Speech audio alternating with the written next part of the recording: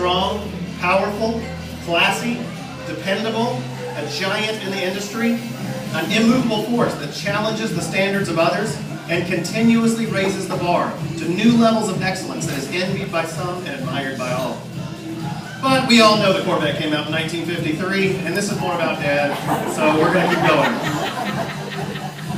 Some of you know him as Dr. Carter. Some of you know him as Grady. Others have been around long enough to know him as Larry. To me, he's always just been Dad. Sometimes it seems like each of these names comes along with strikingly different people. Dr. Carter is driven, organized, goal and success oriented. Grady is a friend, a son, a family member, and a confidant. Larry was even a headstrong teenager who may have earned another couple of nicknames, like the Snake. Regardless of which name you know him by, this man has affected everyone in this room. He's played a part in all of our lives. He can be accused of many things throughout his life, but my favorite thing to accuse him of, no, Dad, it's not that time in high school when I called you anal retentive. That's not it. No, one of my favorite things to accuse him of is really his tenderheartedness.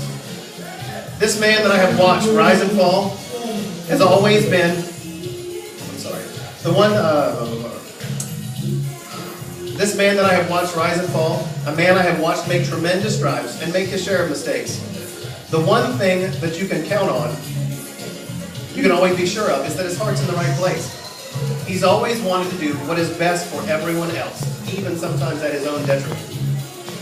When he sees someone hurt, he hurts with them. He bleeds with us, he cries with us, he celebrates with us. More than any other attribute of the man I have watched growing up is the empathy that extends to all that he encounters.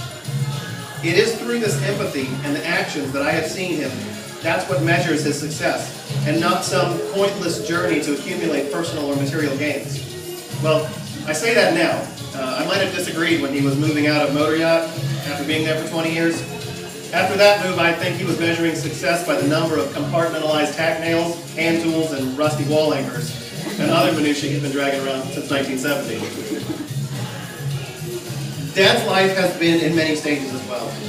Had some high school fun, nose to the grindstone in college, over 30 years of growing a business and raising children. This year, he's 60. Does that mean the best years are behind him? I say hardly not. Gone are the days of stressing about what he should do, what should I do with my life? Am I doing right by my children? Am I going to accomplish the things that I wish to accomplish? Instead, I see a confusing and disturbing change in the man that I knew as a pillar of strength and integrity and unfaltering absolutes of right and wrong.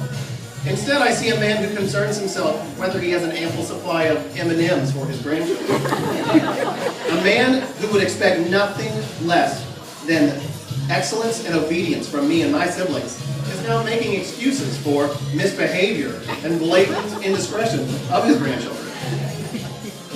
I see, for maybe the first time in my life, my father being more concerned about the journey than the destination. I like to consider this a new beginning in his life. It is a new era in his life. It is the age of Grady.